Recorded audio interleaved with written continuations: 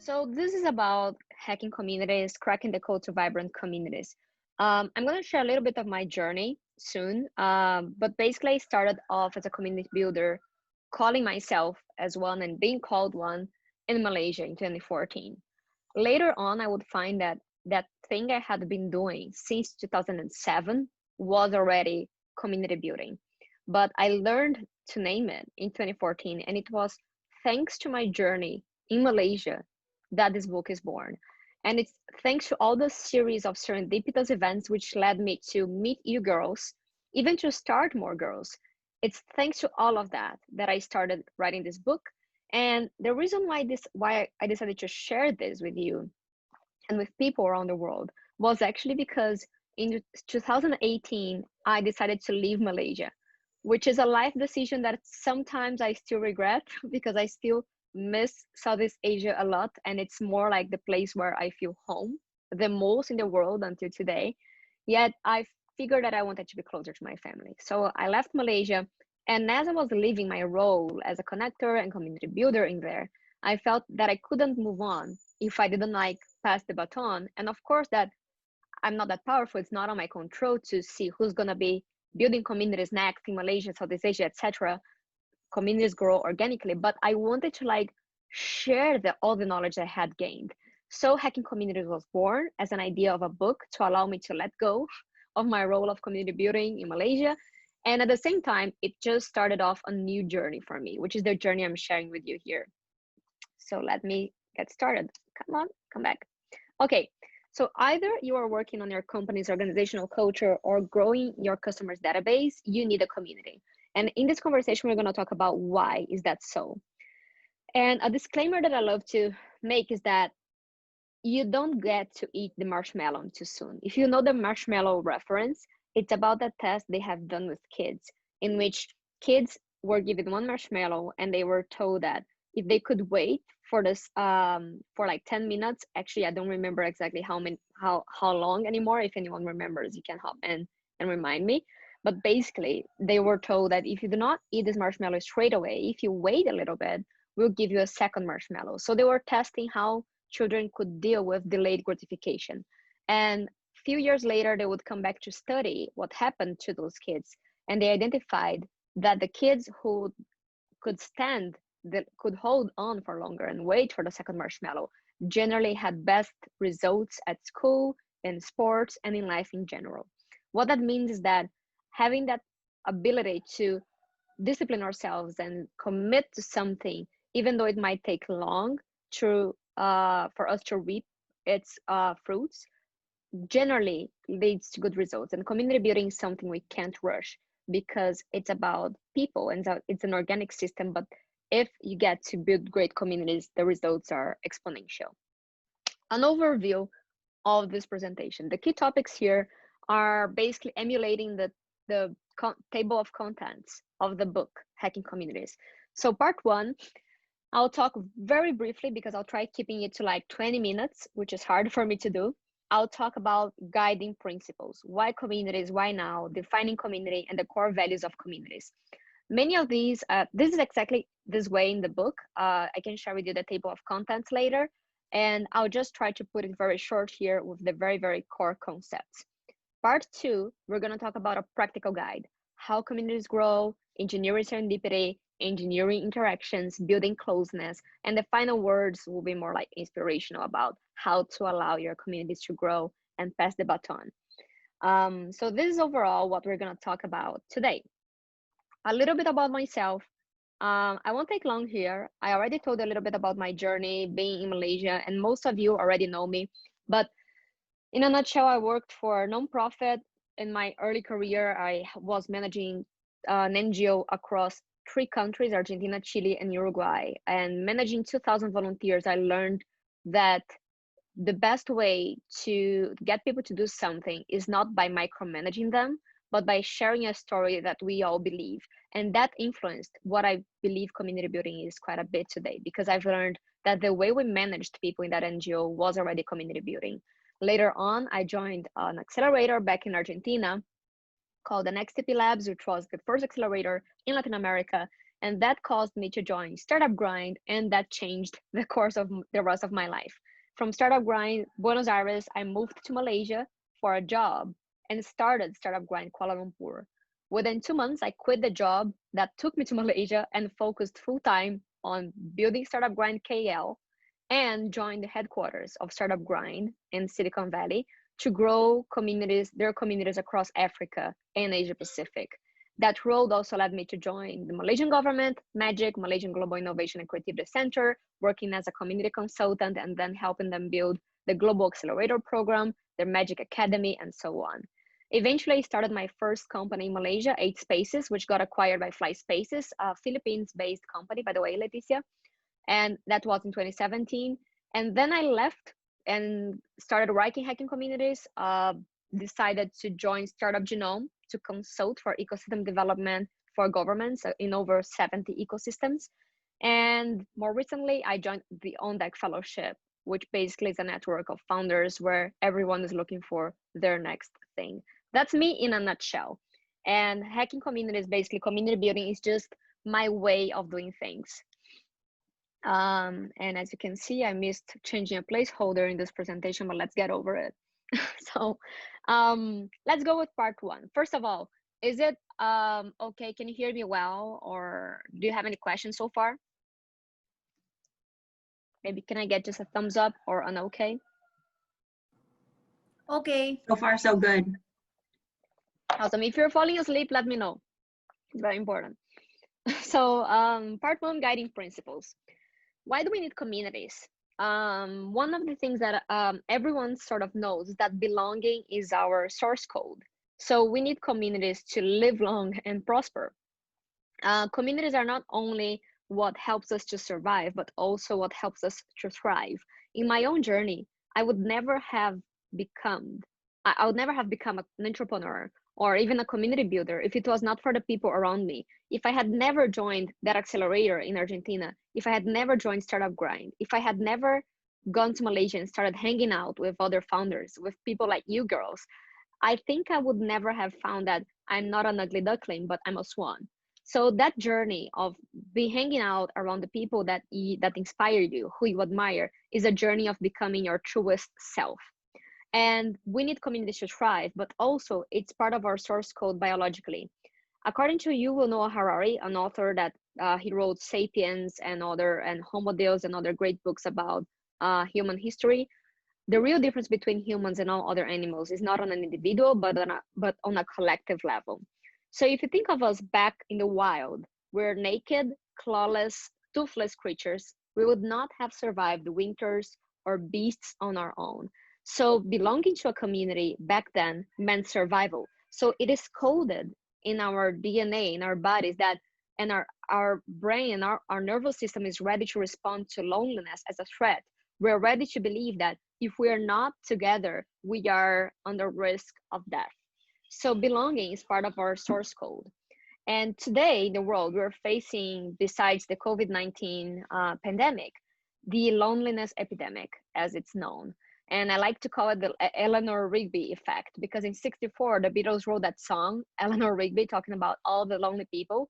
And in 2018, in January, the UK appointed a minister of loneliness. So that indicates the level of gravity of that, of importance and of how relevant that issue of loneliness has become in the UK. In the US, according to research, 61% of Americans feel lonely. And if you think about lonely people, and that was before the pandemic, by the way, all these studies were done in January 2020, and the UK appointed a minister in January 2018. So loneliness was an epidemic before COVID. And 40% of the people who report to feel lonely in the UK are actually young people. Unlike what most of us think that's about the elderly population, most of them are young people. And that has a lot to do with how the world has changed in the past years. But before we go that, I'd like to bring this study by Susan Pinker, which was based on another study by a guy called John Cacioppo, who studied the impact of loneliness in our health. And Susan Pinker, following on and based on John Cacioppo's studies, she went to the thing she calls blue zones, which are areas where people live above average. They have like a higher longevity rate than usual. So she went to Sardinia and to a place where people lived above 100 years old. And she identified that one of the key factors for longevity was not about eating more or less pasta or about drinking more or less wine. It was about social integration. She found that the key differentiator of people who would live 80 or 100 plus years was belonging, was being part of a place where they would greet the neighbor. And it's not about your closest ties. It's not about being close to your family, your immediate blood connections.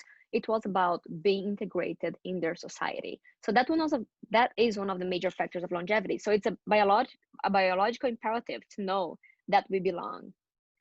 That, as Yuval Noah Harari said, is coded in our bodies. So belonging feels good because our bodies have an intelligence to say, if we are together, we are safer. So it shoots feel good hormones like oxytocin, which in a long term bolsters our immune system and help us live longer. So belonging has a huge impact in our health. And the opposite is also true. Loneliness increases our cortisol levels, reduces our immune system capacity, and causes us to live shorter lives, which is why the UK appointed a minister of loneliness.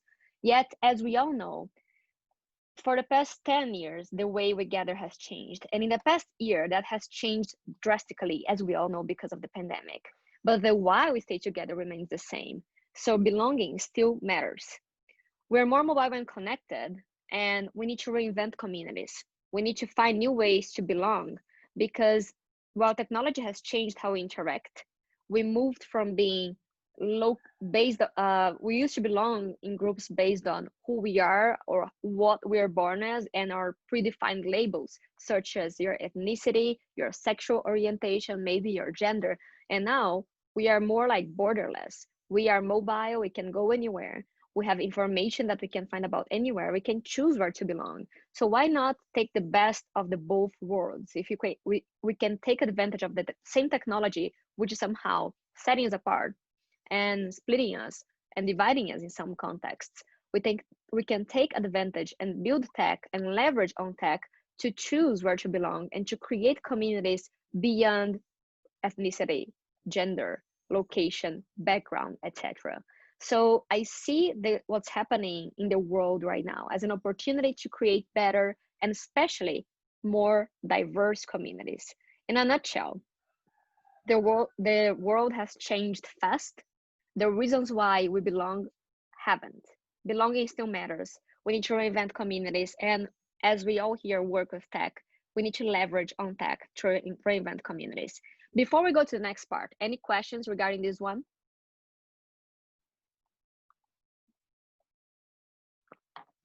Okay, I assume that we're doing good here. The next will be, it's very weird actually, we need to recreate best tech for better tech for connections because it's very weird still being on Zoom and not being able to see all of your faces while I host a presentation. So we need to develop something better than Zoom and don't let Zoom hear this. Or maybe we should give them this feedback. Moving on, defining community. So I'm just curious here. Let's just make a quick game of like maybe in less than 15 seconds, anyone can share what do you understand by community? I'm just curious to hear what comes out.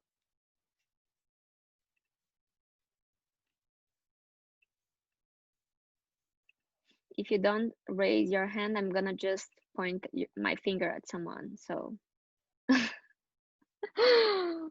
how do you define community? Okay, Samira, I'm gonna choose you just because it's a holiday in there and I feel like you got time. How do you define community? Hi. So I think a community is basically a group of people that have a commonality or a vision or an alignment of like beliefs. So I think that it can be driven by their personal belief or motivation or ambition or some kind of overlap in values. So yeah, it can be as simple as they like the same type of food, you know, like, Mm-hmm. or it can be they're trying to reach the same goal in their career, or Mm-hmm. it can be a community through, you know, this certain life point, like your mother's. So I Mm-hmm. think it just has to have like commonality, and Perfect. there needs to be a common thread. So I think that it's hard for, like, in my, you know, experience, there needs to be some kind of glue that they share. So Amazing. yeah.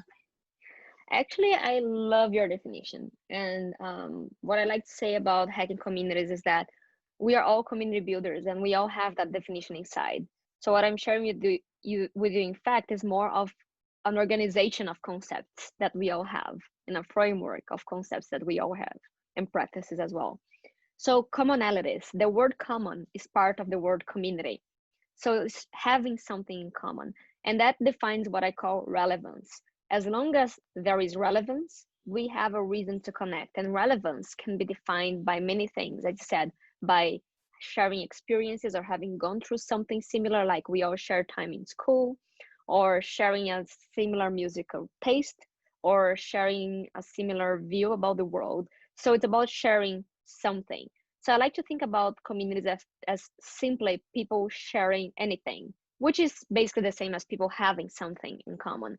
You could be sharing a time in life, sharing space, sharing food, sharing thoughts, ideas, knowledge, so on. And I like defining it as people sharing because sharing implies trust. I wouldn't give you thoughts, ideas, knowledge, and something that I hold dear, or share identity, for instance, with someone, which is something that defines me, something that I hold really closest to my heart. I wouldn't share that with you unless I trusted, unless we have trust. And there is two elements to community at its core. One is that sharing something, having something in common, commonality is relevance, and the other is trust, because trust is what really creates that kind of glue.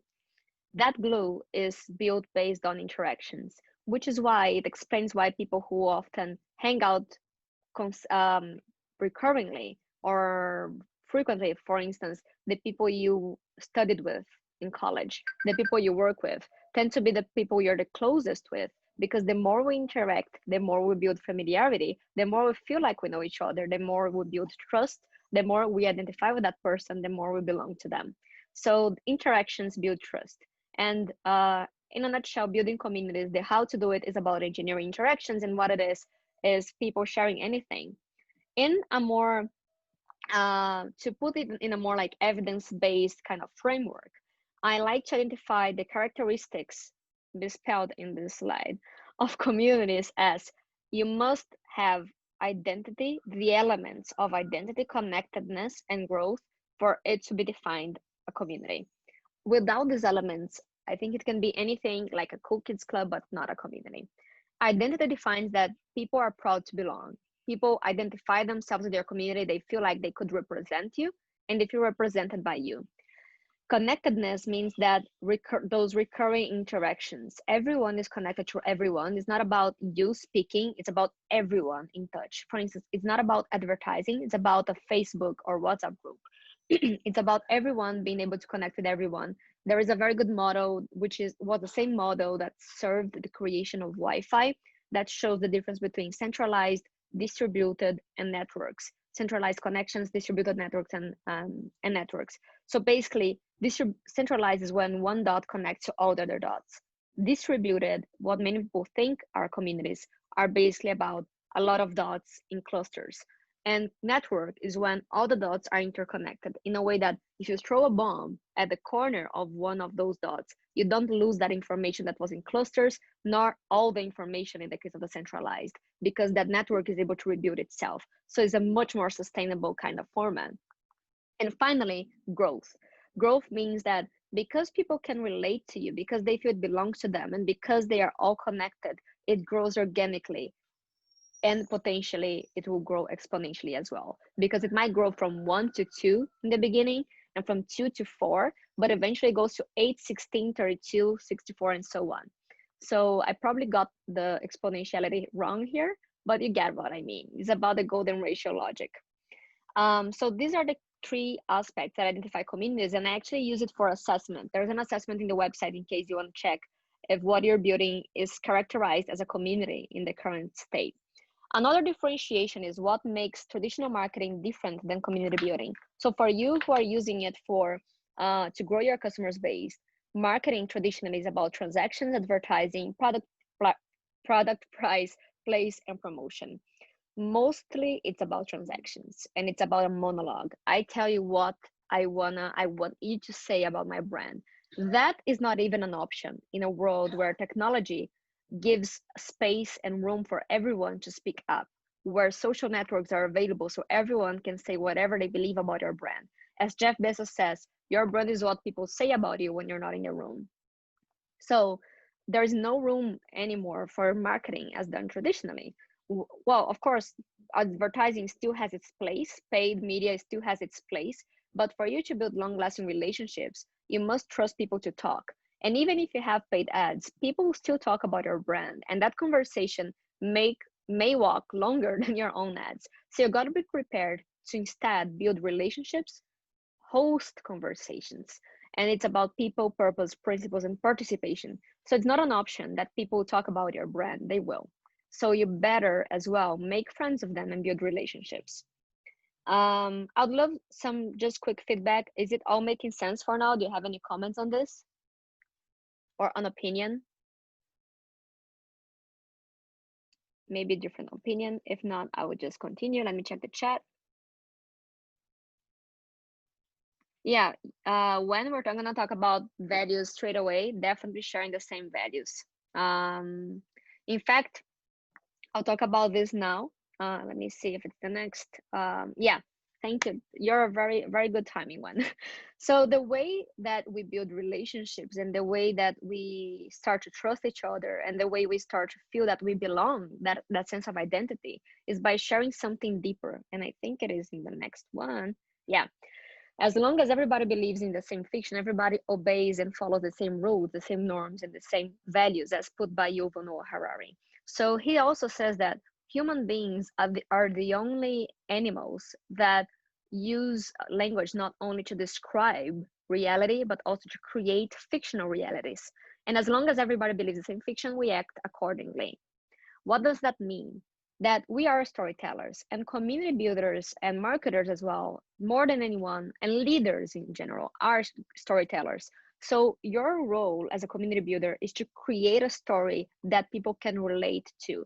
And I won't go deep into this, but this is a work that is my favorite, absolute favorite part of community building. It's about getting Casey, for instance, to find out who she is in her journey and who she is as a character. And by turning her brand or herself into a character, she turns herself into Dorothy, who's living in Kansas to explore the land of Oz. And then people can relate to her journey and feel inspired by her and connect with her. So it's about creating stories. And most importantly, a character is not made by the end, a character is made through the journey. So it's about sharing your story, sharing the journey. And this is what builds a community. Metaphorically, I like to relate communities to home. Home is that idealistic place where we can take our shoes off and be vulnerable. And we are all in life looking for that place where we can be ourselves. Like I myself found myself as an ugly duckling back in Brazil, looking for something that I didn't know what it was, and then found myself in Malaysia hanging out with entrepreneurs, admiring them, and found that I was one of them eventually. So my journey in building communities was my journey home, was my journey to find my truest self. And that defines the core difference between community building and true belonging and marketing and fitting in. Marketing slash fitting in, it's about pretending to be something you are not because you really want to be part, because belonging matters, because we want to feel like protected, because we want to feel safe. Instead of that, true belonging and community is about not having to pretend. It's about being authentically yourself, being at home, taking your shoes off. And this safe space is what you want to create. How to create a safe space? Start by sharing your true story. Start by being vulnerable in layers. We'll talk about those layers later, but start by sharing your story and being vulnerable first and creating a safe space where others can relate to you authentically, where you can build relationships with them and trust over time. So I'm putting a bunch of concepts in here, but in a nutshell, values define decisions, which define actions, which define culture. And when you build a culture, either it's about your team, your customers base, or a wide community that you have, you don't need to micromanage people, because when people share the same values, they will make similar decisions.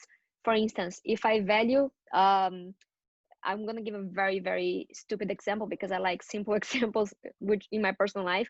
If I wanna really look like a top model, a Brazilian top model, I have a value of beauty, and that will define if I eat a lot of food and value a lot of experiential gastronomic journeys or not. Because maybe if my core value is beauty, I will make decisions that are aligned with that.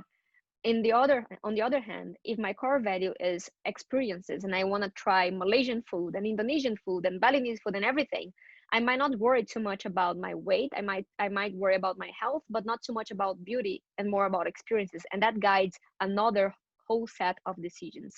So in a very simple example, values define decisions, and if you have that in a community, people will make similar decisions, have similar actions, and that will define a culture, and that means fewer dollars spent on marketing, advertising slash micromanagement. In a nutshell, you gotta tell a story that tells people about who you are, what you care for, and why you exist. And that's where people will connect with you on that why you exist. And that's itself a long work. That's my favorite part. And we can play around with this idea later on. But for now, tell your story. And in the book, I have a framework that I love. I can share with you guys with more girls with more time later. Not We don't have enough time in this call, but a framework for you to create a character out of yourself or your brand, which I really love. It's called the Character Diamond, and I can share with those of you who are interested after this call. Do you have any questions in here? Let me check the chat. Chat. Wait. You can also speak. Yeah, to be probably weird together. And when you were very good on timing, so thank you for that. So now let's get down to the practice, and I'm already late because I talk a lot. As you guys know, I I usually schedule like 1 hour calls, and I want Q&As, but I'm out talking all the time. So I'll cut this really short. So basically, what I'll share here are steps by steps, a step by step to build communities in practice that I have, that I use myself, that I created as my own framework, and maybe that's useful for you. So as I said, community, and as well put by Samira, community is about people having something in common. And more specifically, it's about sharing values and sharing the same story and feeling like we have identity, connectedness, and we grow together. And the way to do it is about building trust through interactions. As I said, the more you interact, the more you know, the more you know, the more you trust. And building collective relationships. I love that part because it sounds weird, but it is about building collective relationships. Let's talk about this. On building collective relationships, I love to bring Derek Anderson's, one of the core values that he created for Startup Grind is make friends, not contacts. What that means is building authentic ties, not connecting with people based on a transaction only. The step to do this is engineering serendipity. First, engineering serendipity is about getting people to collide often enough. Talking about interactions, your goal as a community builder is to make sure that people interact consistently enough, enhancing the probability that they get to build great connections. Not every collision will turn into a successful connection, but the more collisions, the more likely there are successful connections, like collision theory, but instead of particles, for people. If you think about it, I literally use frequency, density, and catalyzers as the ways to do it as a community builder. I'll go shortly about it. Frequency, it's about the cadence, continuous events which lead people to meet each other recurringly. I'll talk about that in the next slide. Density is about space, virtually or physical. You should not host a party for 15 people in a stadium, right? You should think about people colliding in cozy spaces, make it look like home, put on some yellow lights or make it warm, get people to introduce themselves, make it feel like home. That's about density. And finally, catalyzers. It's about having hosts, having yourself as a connector, having ways like having conversation starters for people to accelerate those connections and make conversations flow better. Ching E has a question. How will we engineer these collisions in the age of physical distancing? Yeah, so I have a very good example that I have experienced, because that's also a question that I have, Chingy, firsthand. I don't think Zoom has served a great purpose in life, but it serves one purpose. So you have to make sure that people encounter each other recurringly. And that's one way of doing this is through events. But the key here, and I think I'll answer to this in my next slides, is not having just one kind of event. It's having different formats of interactions while having that covered and like having at the foundation one evergreen platform that guarantees connectedness, where everyone is in touch with everyone, and it guarantees it's not a monologue, but how can I say, a conversation that goes in all directions, which defines community. For instance, you may have a WhatsApp group, and based on this WhatsApp group to talk about home gardening, you have weekly meetings, you have one monthly talk by someone, you have a large conference every semester, and you have one-on-ones between people. You promote icebreakers and socials. So your goal is to create interactions in multiple levels and build relationships in 3 layers, from the youngest people are in your community to the oldest they are in your community. So I don't have a lot of time to explain this, but it's very intuitive. So I'm sure you have done something like this before. So you likely have the people in any community who are very hardcore about it, who know a lot about the topic you're building around it, and then you have the curious ones who may be into this, but they're not that sure.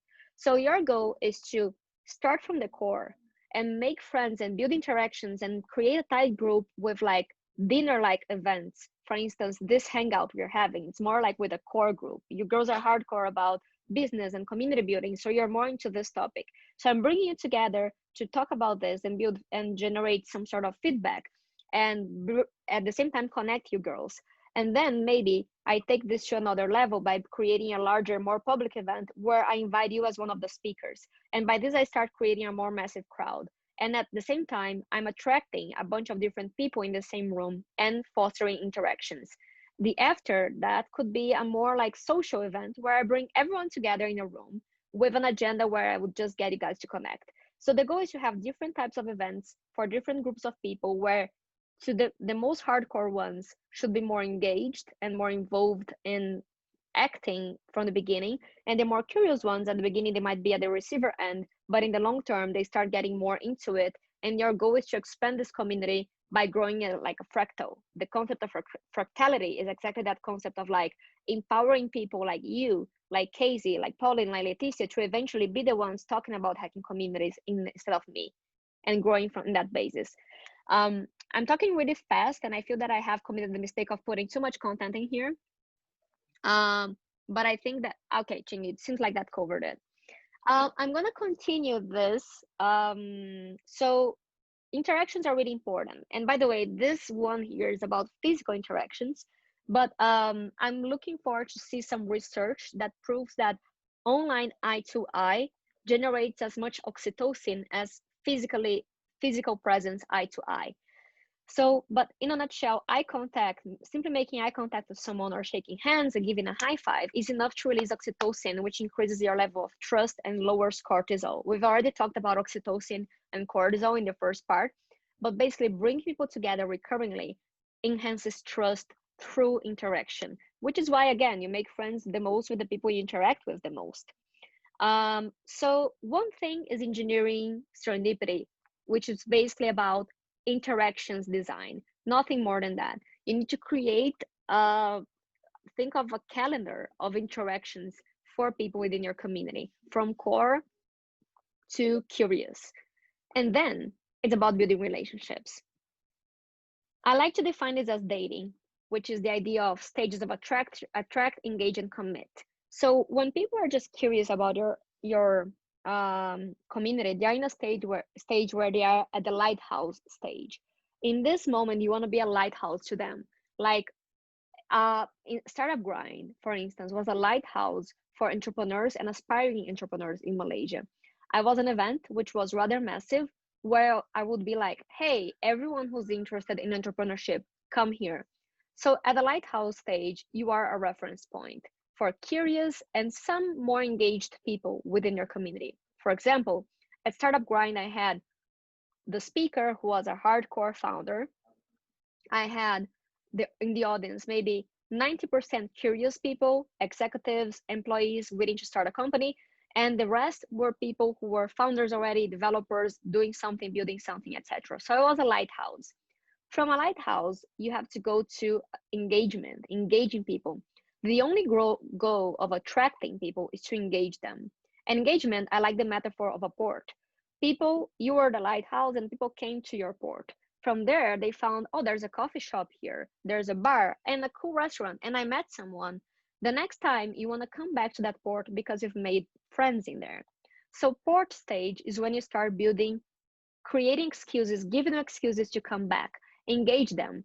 Either it be by sharing a calendar of upcoming events or getting them to subscribe in your newsletter, or creating a sort of a tool for people to come back to your app on a daily basis or interact with each other on a daily basis. It could be recurring events, newsletters, or if you're talking about a physical space, maybe you want to create like people come for an event, for instance, but then they find there's a cool coffee shop on the ground floor. So they will come back because of that coffee shop.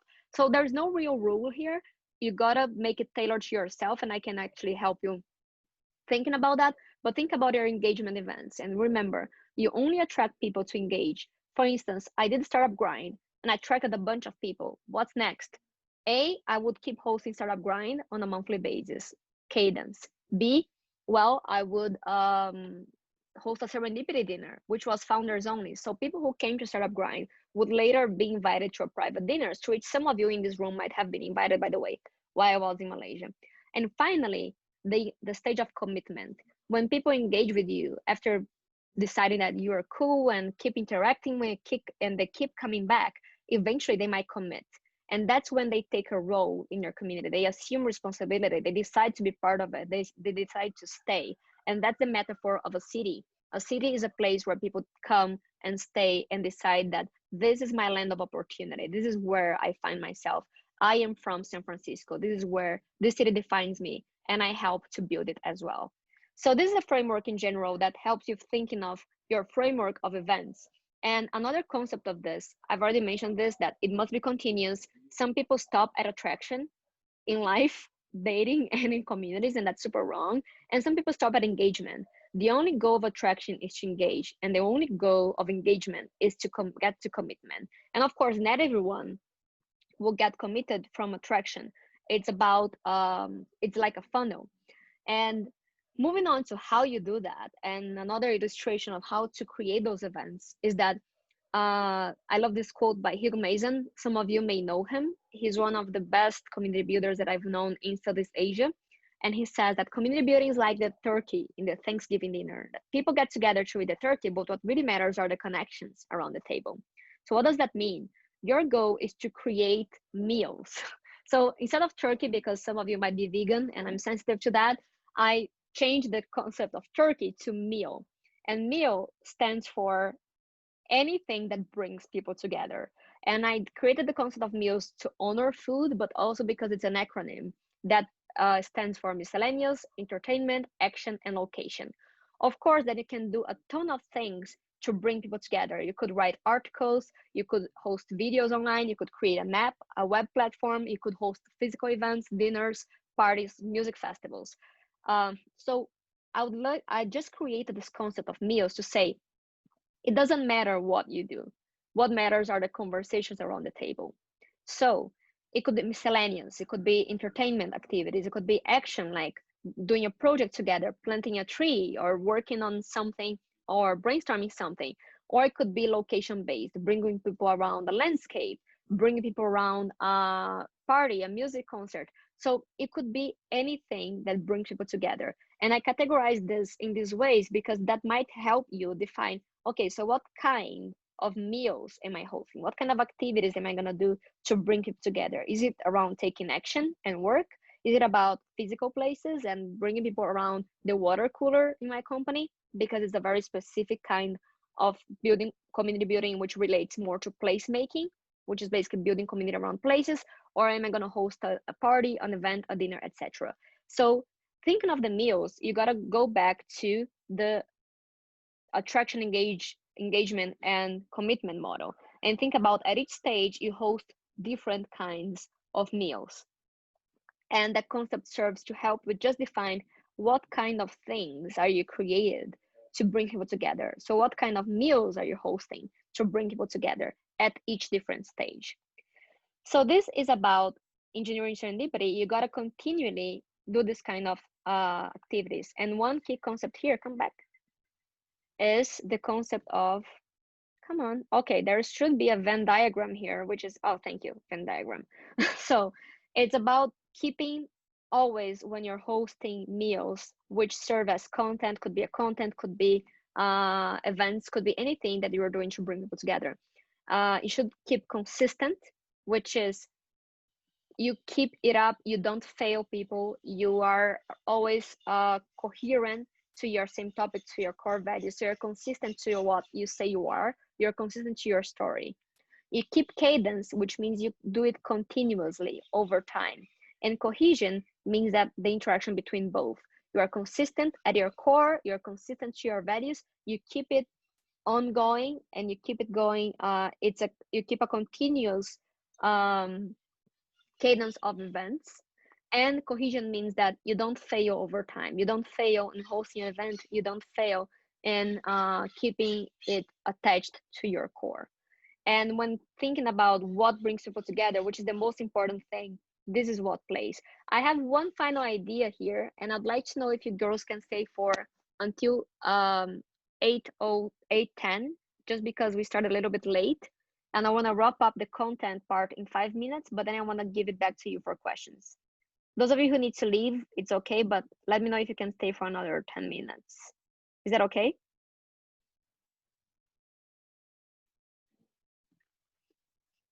Okay.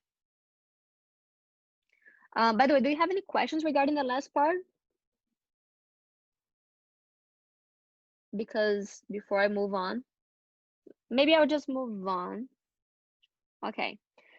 Um, Finally, if you think about this relates to everything we talked about. So one thing is engineering serendipity, which is engineering collisions. The next part is building relationships, and then hosting meals to build those relationships over time, which is the idea of engage, attractment to commitment. And finally, building intimacy or closeness.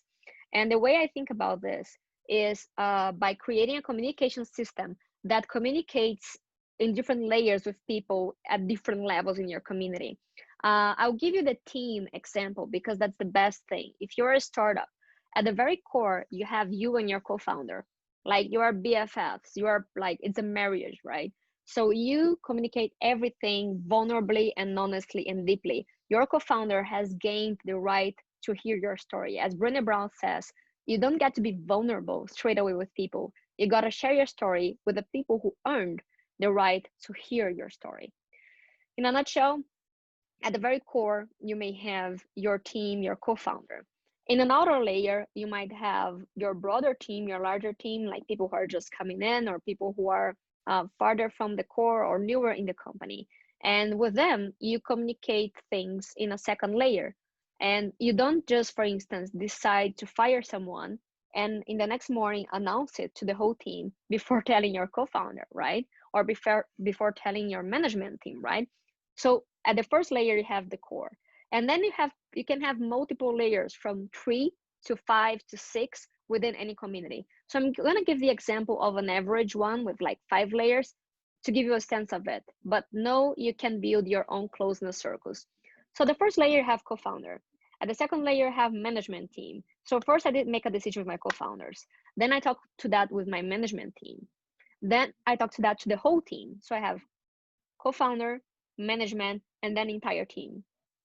Then I communicate that decision to my partners who are at the outer layer here. So my team is here, my management team is here, my outer team, the whole team is here, and then I have my partners. Before I communicate that to my clients. So my partners learn first, my clients last, and finally I communicate it to the whole network. What happens to that is pretty obvious that communication and closeness means intimacy. The more you reinforce to someone that they are getting that information beforehand, the more you reinforce to them they are important. And the more you keep that information sacred as well. So, sacredness is created through this kind of respect. The same way that you don't post on Facebook that you broke up with your boyfriend before telling your best friends, that you don't communicate that you're serious ill of something to the world before you tell that to your mom. Intimacy means closeness and means trust and means vulnerability. So the variable in this graphic here is trust and vulnerability, which basically are the same thing in a way. The more you trust, the more vulnerable you are. So create a communication system that reinforces closeness with people intentionally within your community. Another example, and the minimum amount of layers here is 3. By the way, I need to say this because if you only have 2 layers, you can create polarization. When you have 3 layers at least, you don't polarize. For instance, within your core community, you can have a core group, you can have your, how can I say, inner circle, people who are in your community, but they are not part of the founding team or they're not part of the first 50, for example. And then you have the people who are the curious ones around them. So of course, whenever you're making new decisions in your community, you may bring in the core group first. Like I'm bringing you girls here, you are more like a core group. And then I might share this content with a broader audience and then with the public. So bringing in people who are closer to you and communicating them something to them beforehand communicates that you are enhancing trust, that you trust them. And that's super powerful in community building, in company building, in organizational culture. And that sounds obvious, but it's really not. And by the way, the inspiration to this is Robert Dunbar's motto, in which he said that people often misinterpret his motto, but basically he said the maximum amount of connections we can have is like 150. What he really meant is that there are layers of connections of intimacy between humans, and the maximum amount of networks you can have is like as a human, as an individual, is like 1,500, and it starts from your core family, which is a number of 5 people. So we could put numbers there. I don't like it, but usually the core is about 5 people. The next level might be 15 to 50 people. The next level might be 100 to 500, and the outer layers might be above 1,000. I don't like to put numbers because it changes and varies, because if you have a very large community, you have multiple core groups, for example.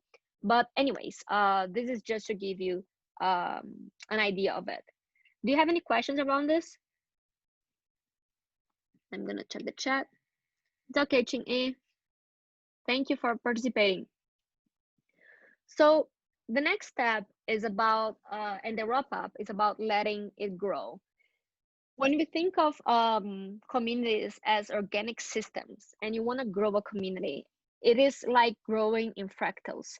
While you will always be the founder and at the core of your community, the one who started that, and has, like Derek Anderson is the founder of Startup Grind, like so many great people, like I don't know, J.K. Rowling wrote Harry Potter and started that magical community of people who love fiction and who love the idea of not bullying others and everything that Harry Potter means to their fans.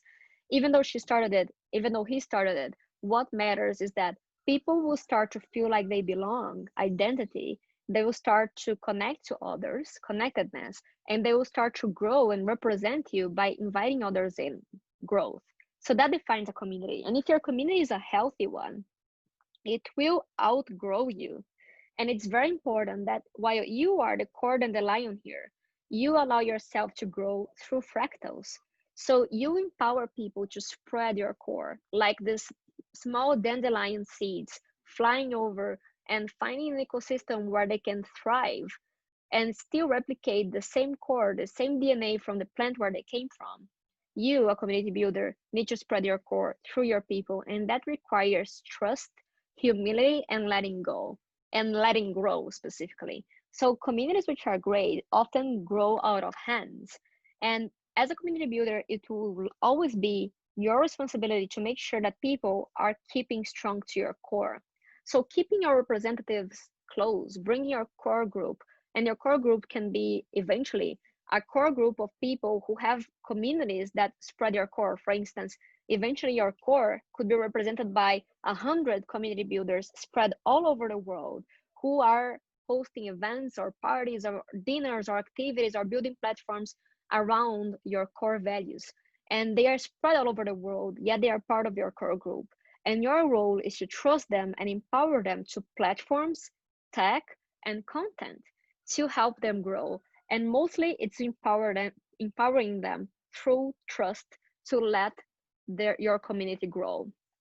The only thing you might do in the future of your community as you grow is manage decisions, is manage whenever something seems to be against your core values. But most of the times, as long as you have built a very strong core and grown from a very strong core, the very people who you have empowered will take care of keeping your community strong to your values. And that's how basically communities grow, essentially through trust, empowerment, helping people, sharing your story, allowing people in a way to download that story and be represented by that and represent that story so that you can grow beyond yourself, and eventually you will grow obsolete, and that's your goal actually. So that's it in a nutshell. I actually, by the way, the launch of the book is next week on Tuesday. I'll share with you girls in the group, and I'll try to give you some sort of like free or discount code, and that's about it. In fact, I took about 1 hour, 40 minutes talking about this, but we have an intro in the beginning. Thank you all of you who stayed, and I can stay another 10 minutes from now for questions if anyone has any questions. And I would love feedback as well. If you don't have time now, you can give me feedback later.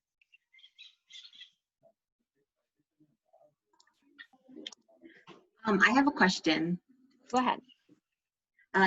Thank you, Lace. It was a really good, insightful presentation. So I have a question. I started the community Stellar Women about 2 years ago, but I still feel that if I don't push them to meet up or to engage, the momentum kind of dies down.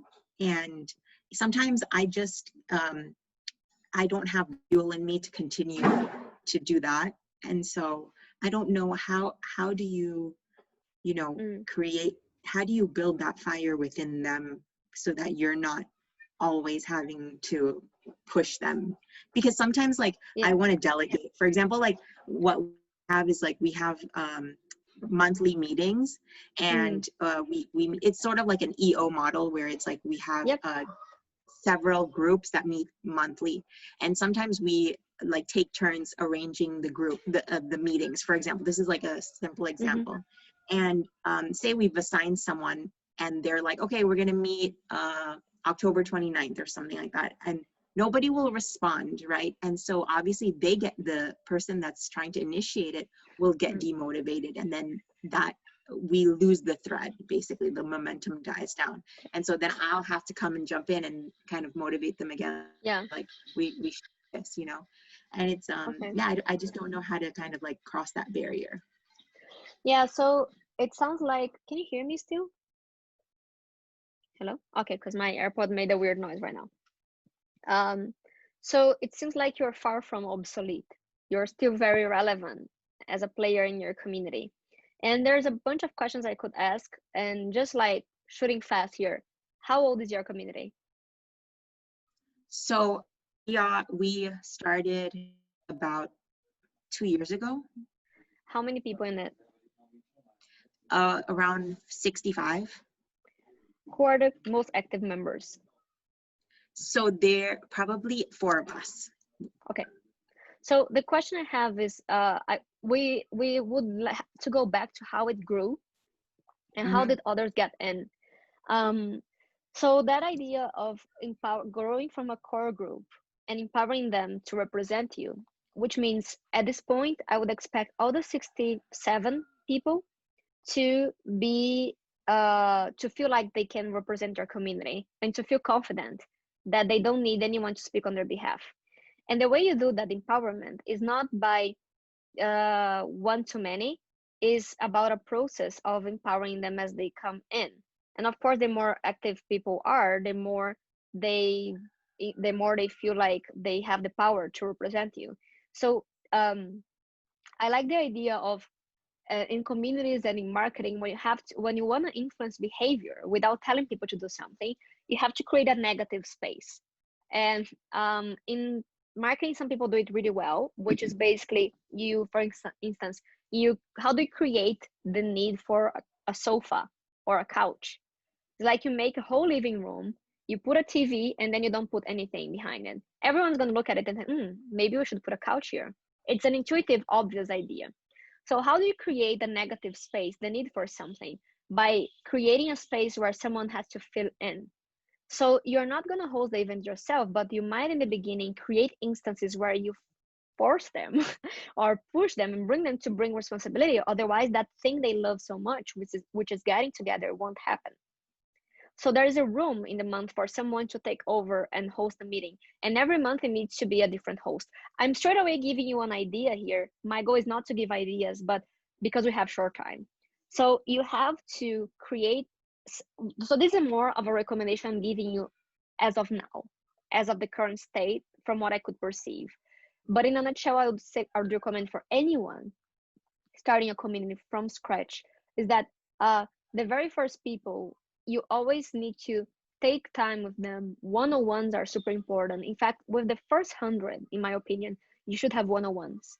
You should meet everyone. You should even like have some sort of, if someone else invites them, it's great. But then you introduce yourself. You want to learn about them. Speak to them for 10 minutes.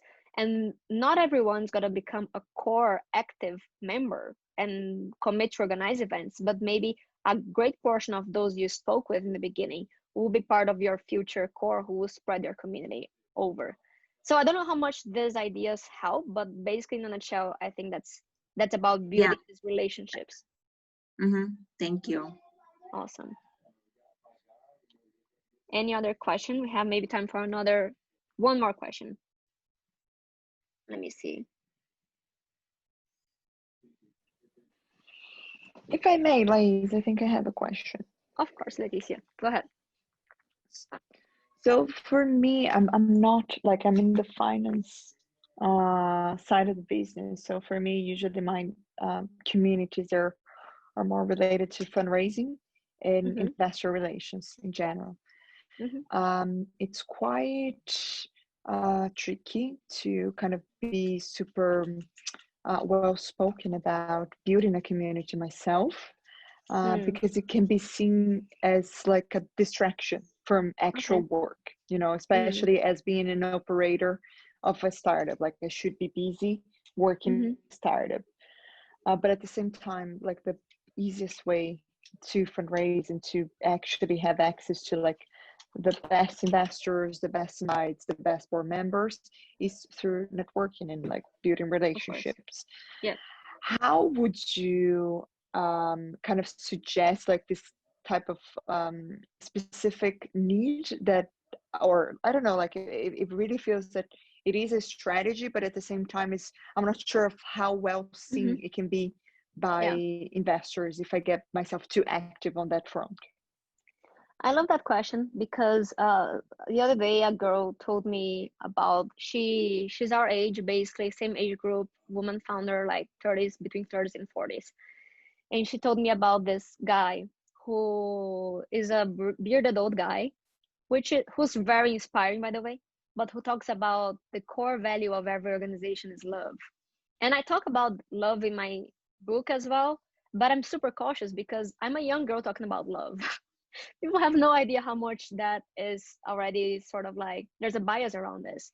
So a young woman talking about community, and this is very specific to us, is different than a bearded guy talking about community. If Michael Porter says that social glue that builds trust and fosters economies is community, people will be, oh yeah, Michael Porter, and they would quote him. In fact, they do. If you Google Michael Porter quote on social networks and social capital, you can quote him. And you can refer to startup genome studies on global connectedness and local connectedness. And you can refer to Annalise Saxenian on why Silicon Valley stood ahead of Boston Route 128 in terms of growth, because connections are not an option in an age where information is changing so fast that the only way to grow is by sharing information. If you're only hanging out within your own group, you grow slower, you learn slower. So networking, community building is not about being cute, it's not about wasting time, but it's the best avenue to grow, especially in investments. 2 days ago, an investment fund here in Brazil came to ask for advice because they are fundraising from LPs, and they hired this prestigious consulting group from the UK to help them be represented. And basically, this UK group has been cold calling investors, and they have been finding a hard time getting outside there and getting funded. Meanwhile, a young girl, I'll share with her, you did her profile, worklife.vc, I think, started a VC last year and is kicking ass and fundraised and everything because she has a strong community, and everything in the world works on a trust basis. So quote Michael Porter, quote Strategy Genome Studies on Local and Global Connectedness, check it on the report 2017-2018, quote Anneli Saxenian, quote Brad Feld, quote whoever you want, but the value of connectedness is faster information flow, and it is financially impactful and economically, and drives economic development, and that has been proven. Who doesn't see it is wasting time, because 3 years from now, those who build communities will be ahead. Does that help? That's awesome. I love this. Super, super helpful. Awesome. Well, thank you, girls. First of all, this was a very cozy private session, and first of all, thank you so much all of you for being here. Would really appreciate your feedback on this content, and such as I'll share the slides with you. I'd love to hear what parts excited you the most. I have kept a lot of things out and still found it hard to cover everything within an hour. And I would love your feedback. So I'd love to hear what got you most interested. And of course, I would love your review on the book when it's launched, if you want to get it, and that you share this with your community as well, if you will, and if you appreciated it. But first and foremost, thank you. I will search for your feedback after this session, and count on me if there's anything I can help you with from now on.